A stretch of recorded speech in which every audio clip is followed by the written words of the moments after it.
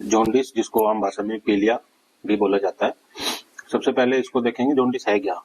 सबसे पहले जो मॉडर्न एस्पेक्ट है उसमें क्या है, discoloration of skin, sclera and mucous membrane due to increase level in blood. Normal serum bilirubin जो है वो 0.3 से 1.2 mg पर डीएल तक होता है, और जॉन्डिस क्लिनिकली हम जब ग्रेटर देन 2 mg डीएल पहुंच जाता है तो उसको हम जॉन्डिस कहते हैं। सबसे पहले नॉर्मल पैथोफिजियोलॉजी क्या है। जब हमारी आरबीसी स्प्लेन में आके टूटती है तो वो बिलिरुबिन और हीम और बिलिवर्डिन में टूटती है, तो उससे बिलिरुबिन बनता है जो अनकॉन्जुगेटेड होता है। फिर वहां से वो एक प्रोटीन एल्बुमिन के साथ मिलकर लीवर में जाता है, और लीवर में जाने के बाद फिर वहां लीवर उसको मेटाबोलाइज करता है, तोड़ता है। एक एंजाइम होता है जिसको ट्रांसफरेज एंजाइम बोलते हैं, और वो एंजाइम क्या होता है, अनकॉन्जुगेटेड बिलिरुबिन को कॉन्जुगेटेड बिलिरुबिन में बदल देता है जो वाटर सोल्यूबल होता है, और फिर वो बिलिरुबिन सीबीडी के थ्रू हमारे इंटेस्टाइन में आके 95% एब्जॉर्ब हो जाता है जो कोलेस्ट्रॉल बनाता है, और 4% यूरोबिलिनोजन यानी यूरिन के रास्ते निकल जाता है, और 1% स्ट्रगोबिलिनोजन जो स्टूल के रास्ते निकल जाता है, जिसी के कारण हमारा स्टूल का कलर नॉर्मली येलोइश होता है और यूरिन का कलर नॉर्मली येलो होता है। अब हम बात करते हैं टाइप बिलिरुबिन के या जॉन्डिस के टाइप्स क्या हैं। इसमें 3 टाइप्स होते हैं, प्री हेपेटिक, हेपेटिक और पोस्ट हेपेटिक। प्री हेपेटिक को हिमोलिटिक जॉन्डिस कहते हैं, और हेपेटिक को हेपेटोसेलुलर जॉन्डिस कहते हैं, किसी ऑब्स्ट्रक्शन के कारण होता है ऑब्स्ट्रक्टिव जॉन्डिस कहते हैं।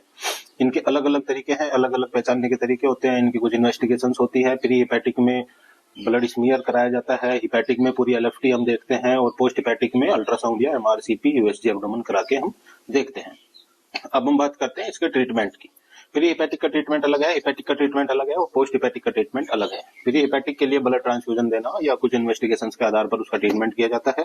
हेपेटिक ट्रीटमेंट के ऊपर हम जाए तो उसमें हम एलएफटी की वैल्यूज को देख के और उसमें एमआरसीपी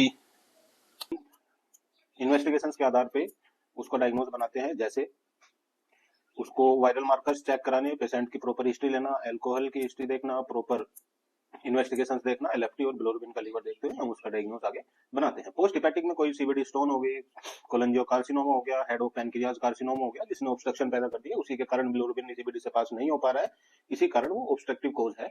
उसको पहचानने के तरीके होते हैं जो जैसे व्हाइट कलर स्टूल आना, clay China clay colour stool आना, यूरिन का कलर बहुत डार्क हो जाना, प्लूराइटिस बढ़ जाना, एलएफटी में सीरम एल्कलाइन फॉस्फेट बढ़ जाना, ये सारी चीजें होती है। अब हम बात करते हैं इसके ट्रीटमेंट की।